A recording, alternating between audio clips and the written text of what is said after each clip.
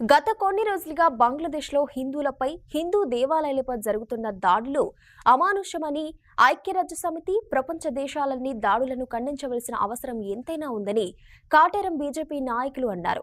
హిందువులను చిత్రహింసలకు గురి చేస్తూ దాడులు చేయడాన్ని తీవ్రంగా ఖండిస్తున్నామన్నారు. బంగ్లాదేశ్లో హిందువులపై హిందూ దేవుళ్ల గుడులపై చేస్తున్న దాడులకు నిరసనగా విశ్వ హిందూ పరిషత్ బజరంగ్ దళ్ ఇచ్చిన పిలుపు మేరకు కాటేరం మండల బీజేపీ నాయకులు కాటేరం మండల వ్యాప్తంగా బంద్కు పిలుపునిచ్చారు. ఈ కార్యక్రమంలో మండల అధ్యక్షుడు బండం మల్లారెడ్డి, జిల్లా నాయకులు బొమ్మన భాస్కర్ రెడ్డి, వేముల లింగయ్య, డోలి అజ్జయ్య, నాయకులు తదితరులు పాల్గొన్నారు. గత కొన్ని రోజుల నుండి హిందూ దేవాలయాల మీద, హిందువుల మీద అలా ఆస్తి నష్టం, అలా ప్రాణ నష్టం జరుగుతున్నా కూడా ప్రపంచ దేశాలు, ఐక్యరాజ్య సమితి కూడా స్పందించకపోవడం చాలా చిగ్గుమాల చర్య. ఇదే ఒక భారతదేశంలో ఉన్నటువంటి హిందూ ముస్లింలు బాగా కలిసి ఉంటుంటారు.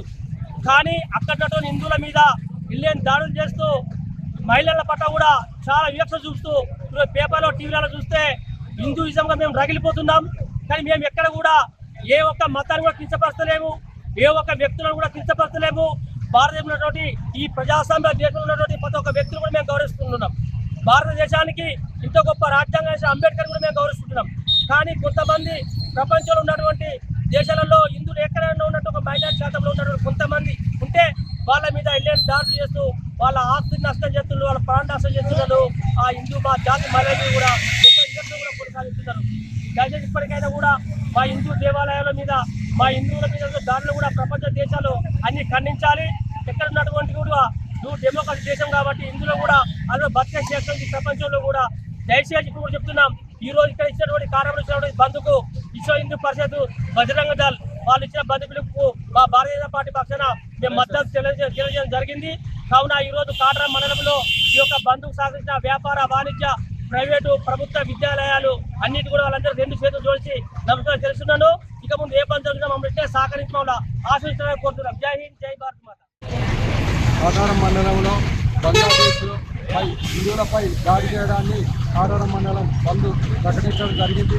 దీనికి హిందూ సమ్మెకులు అందరం పూర్తిగా మద్దతు ప్రకటించి బంద్ చేయడం జరిగింది. ఈ హిందువులపై అమానుషంగా దాడి చేయడం, మహిళలపై, మర్మాంగాలపై సీజలతో దాడి చేయడం, జుగుత్సాకరమైన చిత్రహింసలు పెట్టి మానభంగాలు, హత్యభంగాలు చేయడాన్ని మేము పూర్తిగా ఖండిస్తున్నాం.